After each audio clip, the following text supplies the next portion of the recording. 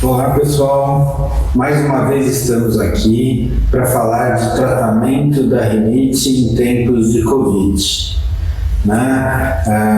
Não tem jeito, os pacientes com rinite estão aparecendo.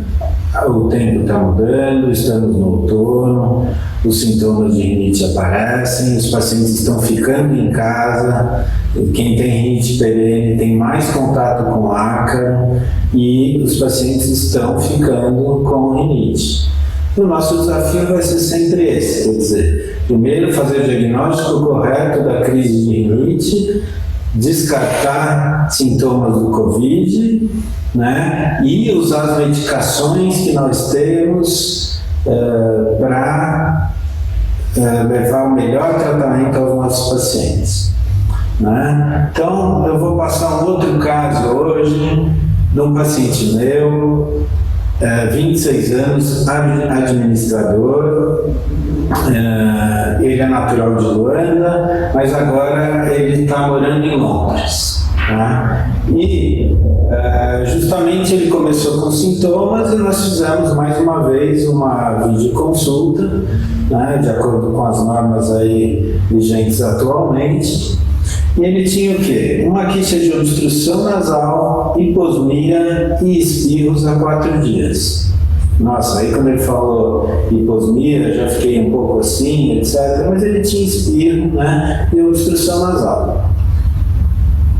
E ele é um paciente do meu consultório, ele veio aqui em dezembro nas férias, ele mora em Londres, e ele estava realmente sintomático, com uma obstrução nasal grande, uma hipertrofia de cornetos, e eu deixei esse paciente com mometazona 2 jatos em cada narina, e ele estava usando há 4 meses, porque realmente no inverno é quando ele fica pior lá em Londres, Mas há 4 dias ele teve esse espirro e obstrução nasal. Como ele era um paciente meu, eu já sei que ele é alérgico, ele tinha o teste positivo para dermatofagoides pteroníceos, Ele falou que ele estava muito sintomático, ele não estava conseguindo dormir direito e não estava conseguindo se concentrar nas atividades profissionais dele, ele estava em isolamento social há 15 dias. Não é hipertenso, nem diabético, não é cardiopata, sem outras doenças. Ele teve episódios de rinite na infância, mas muito leves, nunca tinha tratado, e ele realmente refere que com a idade adulta os sintomas pioraram. O pai tinha rinite também muito parecida com a dele. A gente vê que é mais uma rinite, apesar de ser alérgica, uma rinite do adulto, que gera muita obstrução e pouco dos outros sintomas, É uma rinite não tão típica, mas é típica do adulto.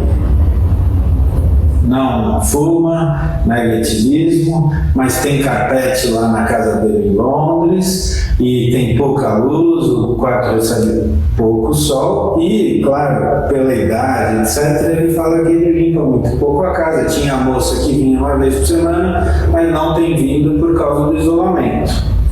Mas ele tem uma namorada lá e ela está com ele e ela é tabagista e ela tem fumado mais do que normalmente. E ele sentiu, e fica com a janela aberta, aquele vento frio e a fumaça que entra e tal.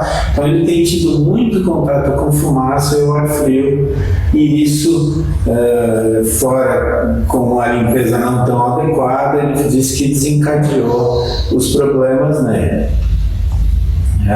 Ele me mandou uma imagem, claro, as imagens que os pacientes mandam não são tão boas, mas a gente consegue ver a rinofaringe, a parede posterior, da rinofaringe, a faringe, etc. Tem uma discreta hiperemia de úvula, mas não tem secreção posterior, Ele tentou mandar uma foto do nariz, mas realmente não é bem sucedido, isso é uma falha aí que nós temos das videoconsultas, mas eu tinha o exame dele de 4 meses atrás com a hipertrofia de corneto. Agora, ele citou que a fumaça do cigarro e o ar frio, né, pioraram os sintomas dele, levaram a ele ter a crise. Né? Então, existe relação entre rinite, poluição, fumaça e sobre o Covid. A gente tem também evidências desse tipo de coisa? Temos sim. Por exemplo, isso já se sabe há muito tempo, né? Esse estudo de 2003, que vocês podem ver a incidência de rinite com o aumento do tráfego de carros. Né? Então, tanto os pacientes com diagnóstico de rinite, ou os pacientes que responderam questionário de rinite, o gráfico de cima e o gráfico de baixo, a gente pode ver que quanto maior a fumaça de carro, maior os sintomas de rinite. Isso é um estudo de 2003. Né? Isso estuda-se, tem várias implicações, quer dizer, o paciente que é alérgico, ele vai ter uma suscetibilidade genética e vai ser sensibilizado. E é justamente aí que, nessa sensibilização, a poluição vai agir. Né? Claro, e também vai agir mais tarde como um piorador das provocações e da estimulação mucosa e das terminações nervosas. Né? Então, essa interação da suscetibilidade individual com o ambiente, né, e com a poluição, que os principais agentes são o ozônio, o óxido nitroso, o dióxido sulfúrico e as matérias particuladas são as piores, eu vou falar mais para frente. Essa interação leva a um aumento das doenças alérgicas e dos sintomas alérgicos. Tá? E, não sei se vocês sabem, já está comprovado que a interferência da poluição no terceiro trimestre da gestação e no primeiro ano de vida aumenta a incidência de doenças alérgicas. Então, as crianças já são influenciadas, por exemplo, pelo NO2 a partir do terceiro trimestre e no primeiro ano de vida, aumentando a incidência das doenças alérgicas, para vocês verem como a coisa é importante. E aqui um estudo justamente que saiu esse ano, mostrando a associação da gravidade da rinite com os poluentes. E a gente vê que quanto mais poluentes, maior a gravidade dos sintomas da rinite, e especialmente como a gente vê aí no material particulado 2,5 micra. Né? 2,5 micra é 20 vezes menor que um fio de cabelo. Então esse material particulado é extremamente nocivo para a mucosa respiratória. Esse é um estudo enorme com 1.408 pacientes. Teve essas conclusões que você pode ver. E o Covid? Né? A gente sabe já de muito tempo, o professor Saldiva é um especialista em doenças da poluição aqui em São Paulo, mas a gente sabe que justamente a poluição por material particulado piora sintomas de doenças pulmonares, aumenta a suscetibilidade a infecções pulmonares, desencadeia infarto agudo do miocárdio e acidente vascular cerebral, aumenta câncer de pulmão e aumenta a morte prematura. Tá? Um estudo americano do grupo de Harvard, né, com 60 milhões de americanos acima de 65 anos, concluiu que o aumento de 1 grama por metro cúbico em exposição a PM2,5 foi associado ao aumento de 0,73% na taxa de mortalidade por qualquer causa dentro dessa população. Então, a poluição é muito nociva para a gente. E o Covid? Temos evidência. Esse estudo também do pessoal da saúde pública de Harvard, mostrando que justamente o aumento de 1 grama por metro cúbico do material particulado no ar foi associado com 15% de taxa de aumento de mortes por Covid, fazendo todos os tipos de correções de hipertensão, de cardiopatia, de pneumopatia, etc. Então a gente pode ver aí no desenho de cima as áreas mais poluídas dos Estados Unidos, né, as mais escuras aí, com o aumento de morte justamente nessas áreas mais poluídas, né? Até 15% de mortalidade. Tá? Mas lembrando, né? Quer dizer, quando a gente tem um paciente com rinite alérgica, sintoma de Covid, como é que a gente vai parar? Eu acho que uma coisa boa, bom, primeiro é a febre, né? A tosse seca, a fadiga, né? E a anosmia, isso muito comum no Covid. E na rinite, os sintomas de obstrução, rinorreia, espirros, né? E justamente o espirro não é um sintoma comum no Covid. Então, isso, se a pessoa começa a ter crise de espirros, é muito mais provável que ela esteja tendo uma crise de rinite do que o Covid. E claro, lembrar sempre da febre.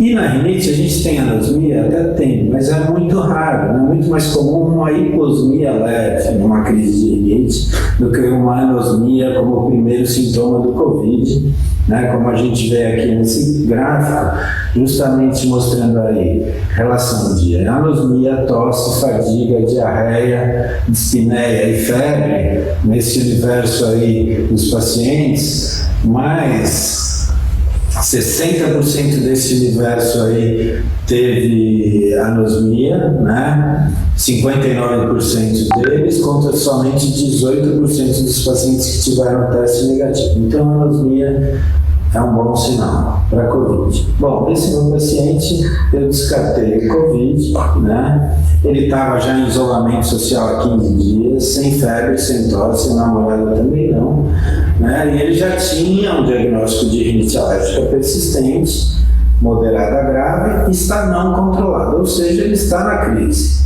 né? E usando medicação, já estava usando uma metazona. Como é que a gente vai tratar um paciente que já está com uma medicação há 4 meses e tem uma crise? Isso é um certo desafio, e ele tem uma rinite que está atrapalhando a vida dele, né? Então eu falei para ele manter uma metazona, 2 jatos em cada narina, soro fisiológico que ele estava utilizando, e associei o antistamínico com o antagonista do leucotrieno, a levocetilizina com o montelukast, e falei para ele usar por 30 dias. Puxa, mas ele já estava usando a mometazona há 4 meses, nós vamos continuar? Quanto tempo a gente pode usar a mometazona? A mometazona, além de ela ser muito eficaz, ela é muito segura.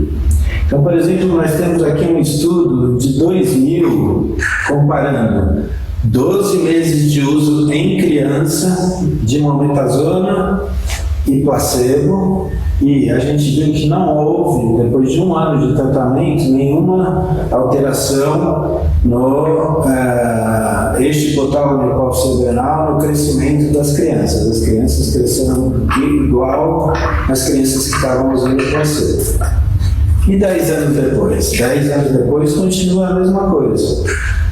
Um estudo aqui com 52 semanas, 1 ano de tratamento, e não houve diferença nas crianças no eixo hipotálamo hipófise adrenal, né, no teste da cosicotropina. Então, realmente, é muito seguro. Tem vários estudos de 1 ano de uso da mometazona sem problema nenhum. Claro, na dose usual. Mas o importante é que a gente está tratando a crise, né? Então, se a gente tem uma rinite persistente moderada grave, segundo o Practal, a gente está aqui no nível 3. E o nível 3 é justamente o tratamento de associação do corticoide com antistamínico ou com antileucotrieno, se necessário. E é isso que eu fiz para esse paciente. Então, eu falei para ele manter, e já falei com ele no dia seguinte que ele já tinha melhorado, principalmente dos espirros, e estava sentindo melhor, um pouco melhor na obstrução nasal. Então, que ótimo, né? Por que isso? Porque a gente sabe que se a gente juntar o antistamínico com o antileucotrieno, principalmente se for no mesmo comprimido, a gente vai melhorar os sintomas de obstrução dos antistamínicos, vai melhorar os espirros, vai melhorar o corrido e vai melhorar a coriza. Então, a junção dessas 2 classes de medicamentos vão melhorar todos os sintomas da rinite. E a gente já vai manter uma medicação de base, no caso dele, que é o corticoide tópico, a mometasona, e depois a gente vai ter que fazer o step down. Quando que eu vou fazer o step down? Daqui a um mês. Né? E essa meta-análise que saiu ano passado comprova muito bem tudo isso que eu falei. Quer dizer, vários estudos mostrando que se você usar o antihistamínico com o antileucotrieno, você melhora a rinorreia, melhora espirro, melhora prurido e melhora inclusive a obstrução nasal. Tá? E justamente os estudos que mais melhoram todos os sintomas são justamente os estudos que utilizam o levocetilizina e montelukast. Então a gente fica muito seguro de usar essas medicações com sucesso. Obrigado.